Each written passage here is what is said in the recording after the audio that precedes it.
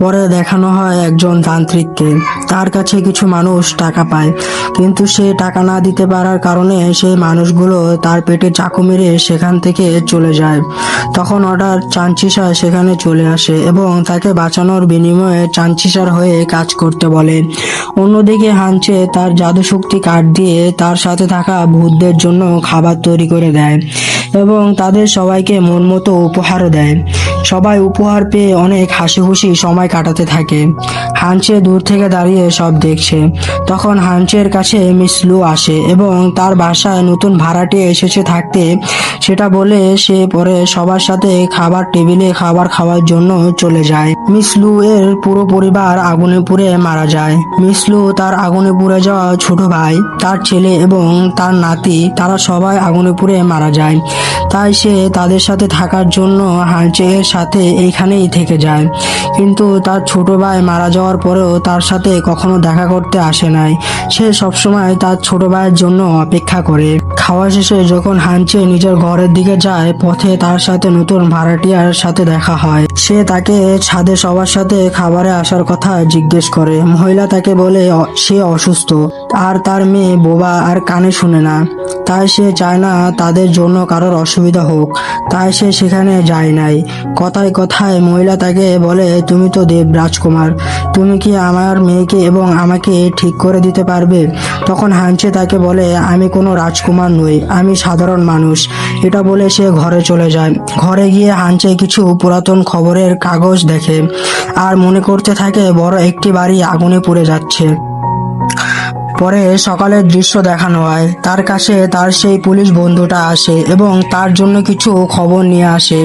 হানচেকে একটি ছবি দেখায়, সেখানে রক্ত দিয়ে দানবরাজের চিহ্ন করা। হানচে সিসিটিভি ফুটেজ দেখে বুঝতে পারে যে এরা সবাই গ্যাংস্টার ছিল, সবাইকে চাঞ্চিসা মেরেছে। তখন হানচে তার বন্ধুকে বলে যে তার একজন বন্ধু আছে যে এখন মন্দিরে কাজ করে। এক সময় সে গ্যাংস্টার ছিল, তার কাছে সে এই মানুষদের বিষয়ে খবর পেতে পারে। সেই জন্য তারা হানচের সেই মন্দিরের বন্ধুর কাছে চলে যায়। হানচে তার কাছে সেই গ্যাংস্টারদের বিষয়ে জিজ্ঞেস করে।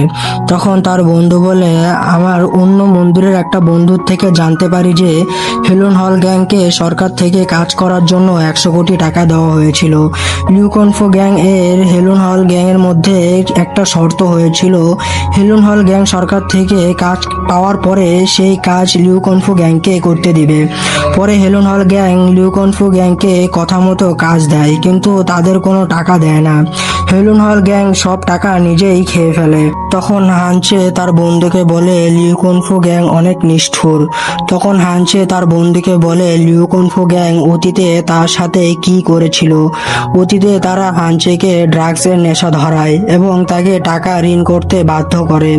অনেক বেশি টাকা ঋণ হওয়ার কারণে তারা হানচেকে তার বাবার মন্দিরের কাগজ তাদের কাছে জমা রাখতে বলে, যাতে সে আস্তে আস্তে টাকা পরিশোধ করতে পারে। কিন্তু লিউকনফু গ্যাং তার বাবার সেই মন্দিরে তাদের নামে লিখে নেয়। হানচে এর বাবা তাদের হাতে মন্দির তুলে দিতে অস্বীকার করে। পরে রাতের আধারে লিউকনফু গ্যাং হানচে এর বাবা এবং মা সহ তাদের মন্দিরের আগুন ধরিয়ে দেয়। আগুনে হানচে একলা বেঁচে যায়। হানচে আজও মনে করে তার জন্য তার বাবা মা নরকে শাস্তি হচ্ছে। এটা বলে হানচে তার বন্ধুর কাছ থেকে চলে আসে।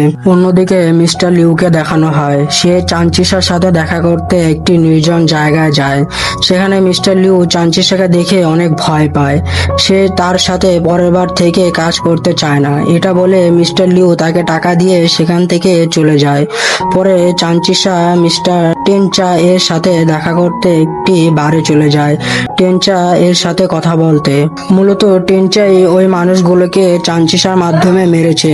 টেনচা হলো দানবরাজের নতুন দূত, যে চাঞ্চিসার থেকেও বেশি শক্তিশালী। তাই চাঞ্চিসা টেনচা এর কথা মতো চলে এবং তার সব কাজ করে। অন্যদিকে মিস চা তার মেয়ে আর তার অসুস্থ শরীরের জন্য মন্দিরের সেই তান্ত্রিকের কাছে যায়, যাকে চাঞ্চিসা তার জাদু শক্তি দিয়ে তাকে বাঁচায় এবং তাকে কিছু জন্মসাল লিখে দেয়। ওই সালের মানুষদের খুঁজে বের করে তাদের জীবন শক্তি নিয়ে আসতে বলে। তান্ত্রিক মিস চাকে বলে তার মেয়েকে নিয়ে তার সাথে দেখা করতে।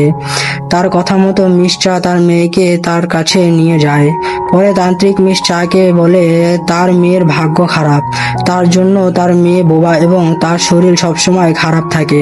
মিস চা এই সমস্যার উপায় জিজ্ঞেস করলে তান্ত্রিক মিস চাকে তার মেয়েকে রেখে সেখান থেকে জোর করে বাইরে পাঠিয়ে দেয়। অন্যদিকে হানচেকে দেখানো হয় যে কিনা সিগারেট না খেতে পারায় রেগে বসে আছে। তখন স্বর্গে থেকে একটি পাখি খবর নিয়ে আসে। সেখানে টাকা এবং সেই মন্দিরের তান্ত্রিকের বিষয়ে বলা হয়েছে। এত কাজ দেখে হানচে রেগে তার ঘর থেকে বের হয়ে যায়। ঘর থেকে বের হতেই হানচে দেখতে পায় মিস চা এর মেয়ে মিউন আত্মা হয়ে তাদের ঘরের দরজা ধাক্কা দিচ্ছে। হানচে তার কাছে মৃত্যুর কারণ জিজ্ঞেস করার আগেই তার আত্মা গায়েব হয়ে যায়। তখন হানচে তার সাথে কথা বলার জন্য পাতালে যাওয়ার জন্য রেডি হয়। তার সাথে থাকা মেয়ে মিউকে বলে সে কার্ড এর সাহায্যে পাতালে যাচ্ছে 3 মিনিটের জন্য। 3 মিনিট শেষ হলে সে যেন হেডফোন তার কানে দেয় এবং তাকে কারেন্টের শক দেয় যাতে সে সময় মতো আবার পাতাল লোক থেকে ফিরে আসতে পারে। কথা অনুযায়ী হানচে কার্ডের শক্তি ব্যবহার করে পাতাল লোকে পৌঁছে যায়। সেখানে মিউনকে পায় না। সেখানে হানচে দেখে মিস চাও মরে গিয়েছে, সেও পাতালে চলে এসেছে। হানচে তাকে জিজ্ঞেস করতে মিস চা বলে মিউন আমার আগে মরেছে, কিন্তু সে পাতাল লোকে আসেনি। তখন হানচে মিউনের জীবন শক্তি কোথায় জিজ্ঞেস করে যাতে তাকে আবার পুনরায় জীবন দিতে পারে, কিন্তু মিস চা বলে মিউন এর জীবন শক্তি তান্ত্রিকের কাছে। এটা শোনার পরে হানচে দেখে তার 3 মিনিটের সময় শেষ। তখন মিউ কারেন্টের শক দিয়ে তাকে আবার পৃথিবীতে ফেরত আনে। ফেরত আসার পরে হানচে মিউন এর জীবন শক্তির জন্য সেই তান্ত্রিকের কাছে যায়। গিয়ে দেখে তান্ত্রিক আরো কিছু মানুষকে খুঁজছে মারার জন্য। তখন হানচে সবাইকে তাড়িয়ে দেয়। মিউনের জীবন শক্তির জন্য তান্ত্রিকের সাথে লড়াই করে, কিন্তু হানচে তার শক্তির সাথে পারে না এবং মার খেয়ে অজ্ঞান হয়ে যায়। চোখ খুলে সে দেখতে পায় যে দেবরাজ এর সামনে আছে।